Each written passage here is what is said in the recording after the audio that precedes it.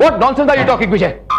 अरे तुम जानते हो तुम क्या बकवास कर रहे हो? मैं बकवास नहीं कर रहा हूं, बकवास नहीं कर रहा हूं।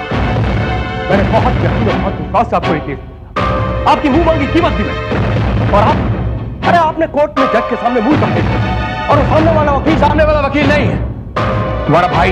हाँ, मेरा भाई अजय, मेरा भाई अजय वहां पे शकील को मुजरिम ठहरा था, दलीलें देता रहा, चश्मदीद गवाह पेश करता रहा, और आपने ना कोई दलील दी, ना कोई चश्मदीद गवाह पेश किया।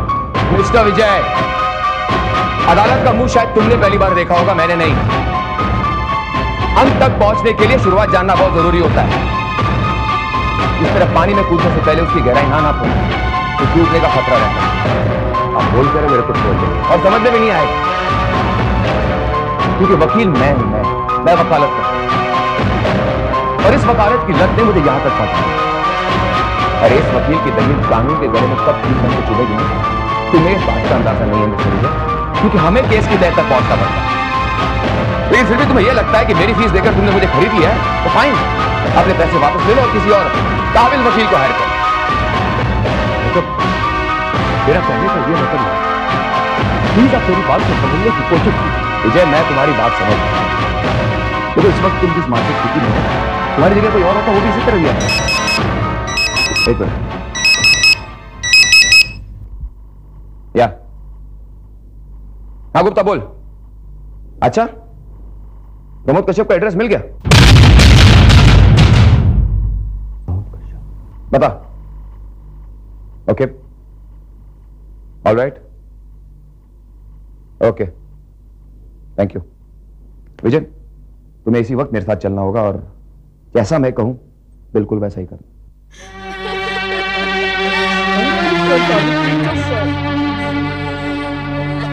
अरे क्या आप लोग भी बार बार हमें परेशान करने के लिए चले आते हो? जवान बेटे की मौत का सदमा क्या हमारी जान लेने के लिए काफी नहीं है? अरे हम आप लोगों को जिंदा नजर आ रहे हैं, पर है नहीं। हम सभी की अर्थी हमारे बेटे की मौत के साथ उठ गई है। अरे हमारे बेटे की चिता जरूर ठंडी हो गई है, पर दुख और मुसीबत की जो चिता हमारे मन में जल रही है ना, वो बुझी नहीं। हम अब भी उसकी आग में जल रहे हैं, पर तुम लोगों के दिल में जरा भी दया नहीं है। देखिए बाबूजी, हमें गलत मत समझिए, हम यहाँ पर आपको दुख पहुंचाने नहीं आए, ना ही कुछ ऐसी। अरे तो क्या करने आए हैं आप लोग? पूछताछ करनी है ना, पूछिए ना, क्या पूछना है? पुलिस को भी हमने यही बताया था कि हमारा बेटा क्या करता है, हमें कुछ भी नहीं पता। वो कहाँ जाता था, किससे मिलता था, कौन उसका दोस्त था, कौन उसका दुश्मन। सुबह सुबह जो निकल जाता था तो कई कई दिनों तक घर नहीं लौटता था। बाबूजी, आपको शायद नहीं मालूम, लेकिन आपके बेटे प्रमोद का कातिल पकड़ा गया। पकड़ा गया है तो चढ़ा देना सरकार उसे सूली पर। मैं तो कहता हूँ उसके पूरे खानदान को फांसी दे दो। बाबूजी, हम भी यही चाहते हैं कि प्रमोद के कातिल को कड़ी से कड़ी सजा मिले, लेकिन क्या? देखिए, कातिल पकड़ा तो गया है, लेकिन उसने अभी तक अपने जुर्म का इकबाल नहीं किया है, और जब तक कोई भी मुजरिम अपने जुर्म का इकबाल नहीं करता, पुलिस उसके खिलाफ कोई भी कार्रवाई नहीं कर सकती। अब वो कातिल कौन है, कहां से आया है, किसका आदमी है, किसी को इसके बारे में कुछ नहीं पता। इसके पहले जो इंस्पेक्टर आया था उसने भी हमसे यही कहा था। बाबूजी, आप चुप रहिए, आप कुछ नहीं बोलेंगे। उसने भी हमसे आप ही की तरह काफी सवाल पूछे थे, लेकिन हमने उन्हें कुछ नहीं बताया। लेकिन क्यों? देखो साहब, अब मेरा पति तो मर गया ना, मेरे सास ससुर, मेरे दो छोटे छोटे बच्चे। मुझे डर है कि अगर मैंने आपको बता दिया कि मेरे पति के खूनी किन लोगों के साथ शामिल है, तो वो हमें जिंदा नहीं छोड़ेंगे साहब, वो हमें मार देंगे। देखो अगर तुमने हमें यह बता दिया कि पकड़ा हुआ मुजरिम किसका आदमी है, तो मैं उस मुजरिम को सूली पर चढ़ाने की पूरी कोशिश करूंगा। यही नहीं, प्रमोद की मौत का जो मुआवजा है वो भी उन्हीं गुंडों से दिलवाने की पूरी कोशिश करूंगा। बहन, हमारी बात पर विश्वास रखो, हम किसी को कानो कान ये खबर नहीं होने देंगे कि कातिल के बारे में तुमने हमें कुछ बताया। हमारी बात पर यकीन करो। तुमने मुझे बहन कहा है और इस रिश्ते पर पूरा विश्वास करके मैं तुमसे कहती हूँ कि मेरे पति का खूनी डबला भाई का ही कोई आदमी है।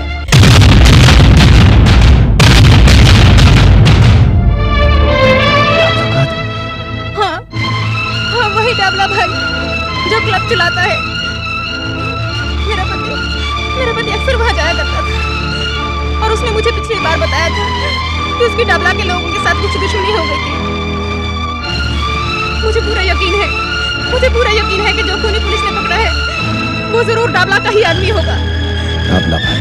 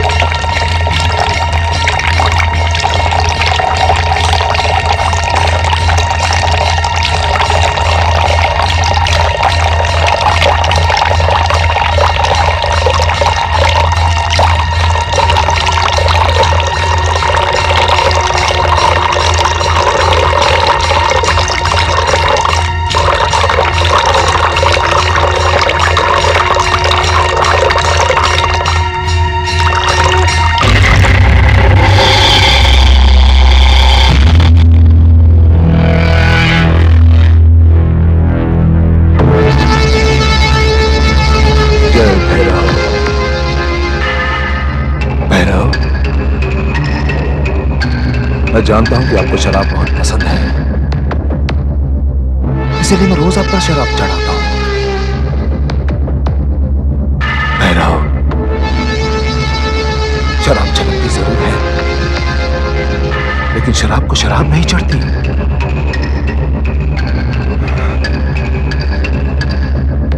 मुझ पर भी ऐसी कृपा करें भैरव, मुझे भी कभी शराब ना चढ़े, कभी नहीं।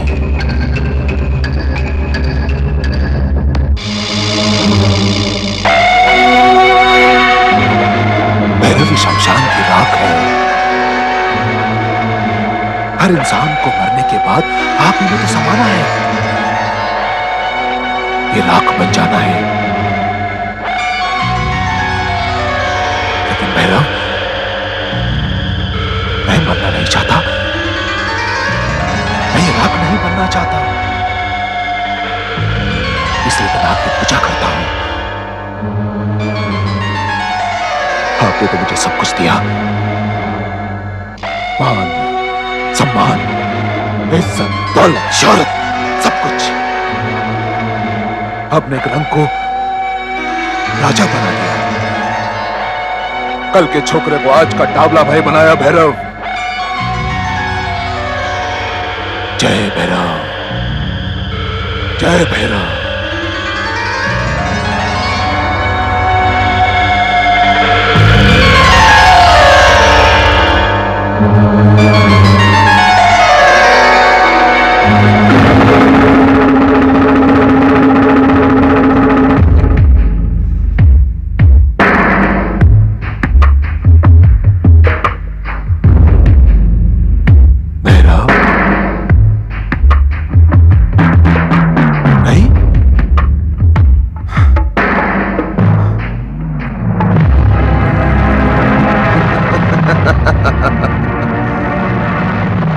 जय भैरव,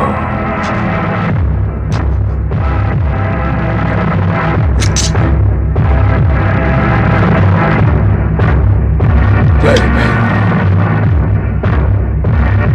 जय भैरव, जय भैरव।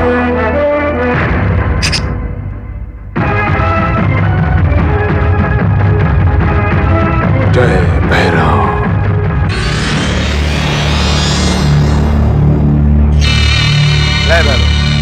जय भैरव, भैरव।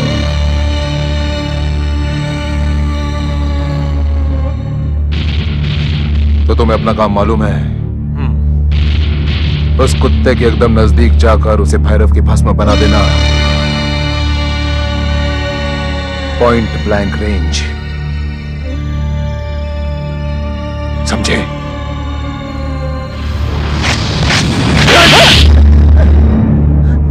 पायलट की भस्म को साफ करता दो। अरे यही भस्म तुझे कामयाब बनाएगी। इस भस्म को साफ नहीं करना कभी। और डाबला भाई को उठने वाली हर आंख को इस भस्म में बदल देना, समझा? जी डाबला भाई। जा भी। जय भैरव। सामान पहुंचवा दिया है, पैसे पहुंचवा दो। डाबला भाई। वकील साहब। आओ वकील साहब आओ। हाँ आओ वकील साहब। मुझे फोन किया था, मैं खुद मिलने चला था आपसे। डाबला भाई, कुआं प्यासे के पास नहीं जाता, प्यासा कुएं के पास आता है। तुम काला कोट वाला जब भी बात करता है कानून के टांग को पकड़ कर करता है। बैठो बैठो बैठो। भाई पिछली बार तो तुमने कमाल कर दिया। मेरे उस आदमी को ऐसा बरी करवाया कि उसे ताड़ा लगते लगते बच गया। डाबला भाई आप भी। बोलो क्या काम के लिए आए हो? किसी को टपकाना है? अरे नहीं डाबला भाई, किसी को टपकाना होता तो आपको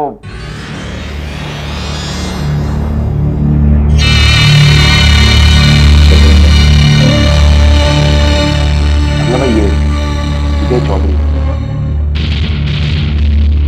आपने कयानी चौधरी का नाम सुना होगा, वो जो सेवा सदन चलाती है। उसी सदन के आदमी को खून के इल्जाम में कुछ ऐसे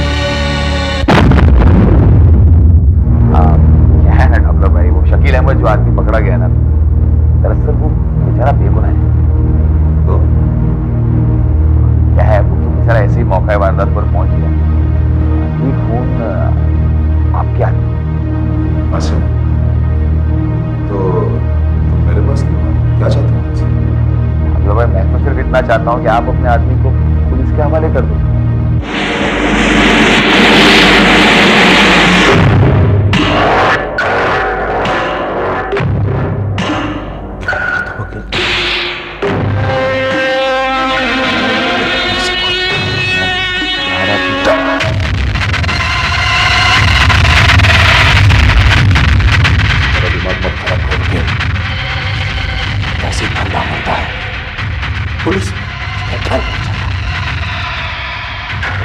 मेरे आदमी को फंसा दे, इसमें तेरा क्या फायदा है? अब क्या है ना डाबला भाई, मेरा डायरेक्टली कोई फायदा नहीं है, लेकिन क्या है ये विजय चौधरी अपने रिश्ते में है। अब इस सारे हादसे से इसकी मां को इतना सदमा पहुंचा है और बदनामी हुई है, तो मैं चाहता था कि सोचेगा सोचेगा।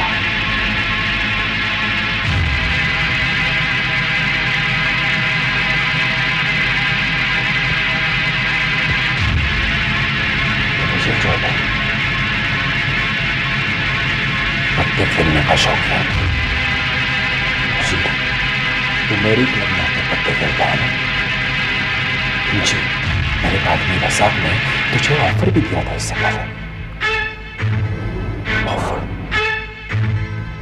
इंपोर्ट एक्सपोर्ट का बिजनेस है तेरा, कार्गो से माल बेचता है तू। वो डाबला भाई वो मेरा नहीं, मेरे पापा का है। अरे बात तो एक ही है ना, बिजनेस तेरा है, तेरे बाप का बिजनेस है। देख विजय, तू मेरा साथ देगा तो मैं भी तेरा साथ दूंगा।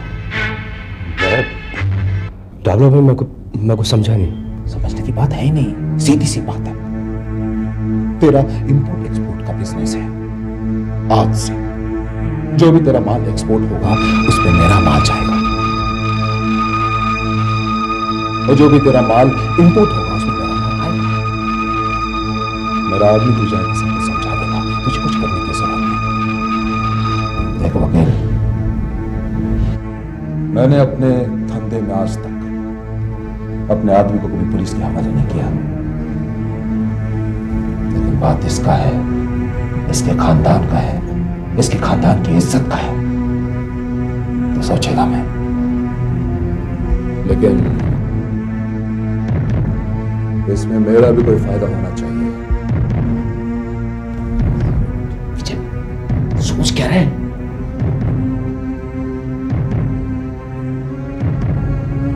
विजय लेना यार।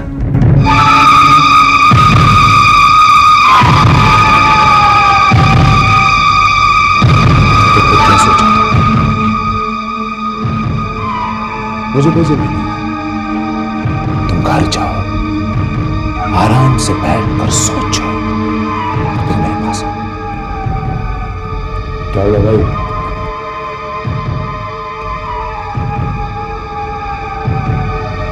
मुझे सोचने की जरूरत नहीं है।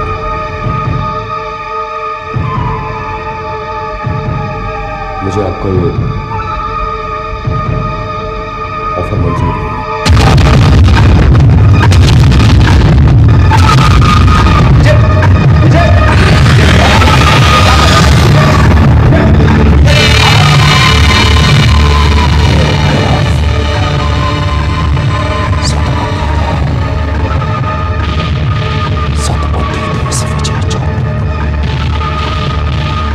मेरी बात सुनो, मेरी बात सुनो यार। क्या बात सुनो?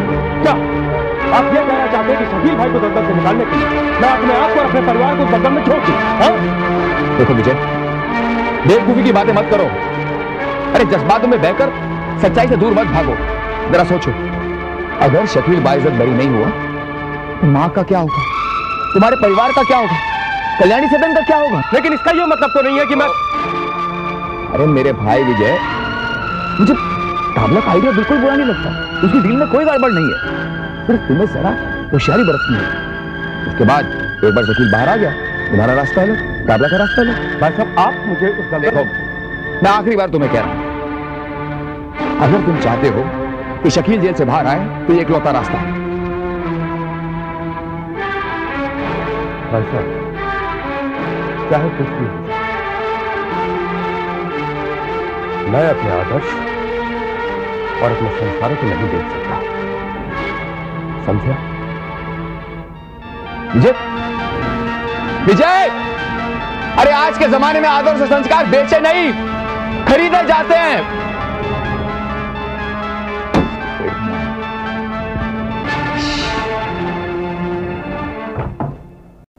कल्याणी, तुम इसी तरह अंदर अंदर घुटती रहोगी और पल पल परेशान होती रहोगी तो अपने आप को बीमार कर दोगी। जानती हूं, पर कभी कभी मन बहुत उदास होता है, चारों तरफ अंधेरा नजर आता है। ये नेचुरल है कल्याणी, इसमें तुम्हारा कोई दोष नहीं है। नेगेटिव थिंकिंग को हमेशा दिमाग में नहीं रखना चाहिए। अंधेरे के बाद उजाला आता है और रात के बाद दिन। और शकील का जो वकील है ना, वो काफी काबिल आदमी है, उसने आज तक एक भी केस नहीं हारा। मेरी चिंता का वो भी एक कारण है, उसने आज तक एक भी सच्चा केस हाथ में नहीं लिया, हमेशा झूठा मुकदमा उसने। तुम्हारे लिए तो अच्छा ही है ना, अगर झूठा मुकदमा सच्चा साबित करके वो मुजरिम को छुड़ा सकता है तो शकील तो निर्दोष है ही, उसे छुड़ाने में दिक्कत नहीं होनी चाहिए। पर पहली हियरिंग में तो वो कुछ नहीं कर सका। देखो कल्याणी, उसने अगर ये केस हाथ में लिया है तो कब क्या कहना है वही बेहतर जानता है। इस मुश्किल से छुटकारा पाने के लिए तुम जितना कुछ कर सकती हो तुमने किया। ऊपर वाले पर भरोसा रखो, सब ठीक हो जाएगा।